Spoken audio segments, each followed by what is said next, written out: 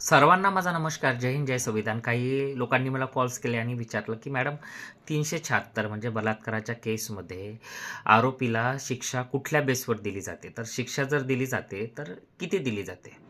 त्यामध्ये कसं असतं ना की 376 म्हणजे एखाद्या मुलीच्या किंवा एखाद्या स्त्रीच्या मर्जीविरुद्ध तिच्याशी जर जबरदस्तीने शारीरिक संभोग केला तर ही कलम लावल्या जाते. यामध्ये होतं काय की तुम्हाला मेडिकल बेसिसवर नॉर्मली मेडिकल फॅक्टर्स कन्सिडर करून ही शिक्षा दिली जाते.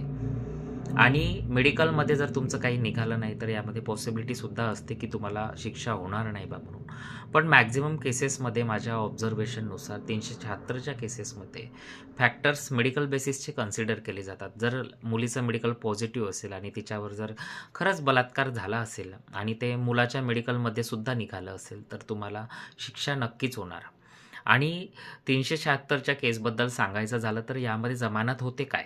यामध्ये काही फॅक्टर्स असे असतात, जसं लग्न झालेली स्त्री आहे आणि तिने जर एखाद्या व्यक्तीवर बलात्काराचा आरोप टाकलेला आहे, तर तिथे आरोपीची कन्सेंट थेरीवर म्हणजे सहमतीने आम्ही फिजिकल झालो या थेरीवर आरोपीची जमानतसुद्धा होऊ शकते.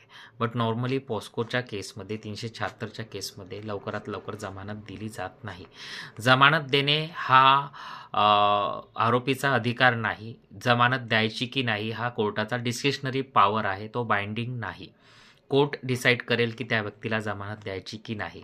बऱ्याचशा लोकांना असं वाटतं की जमानत आमचा अधिकार आहे, तर जमानत तुमचा अधिकार नाही, तो कोर्टाचा डिस्क्रिशनरी पॉवर आहे. तो कोर्ट पॉवर एक्झरसाइज करू शकतो, करू पण शकत नाही. ते डिपेंड्स अपॉन दी जजेस. अशाच प्रकारच्या कायदेशीर माहितीकरिता माझ्या पेजला फॉलो करा, माझ्या चॅनलला सबस्क्राईब करा आणि आवडलं तर नक्की शेअर करा.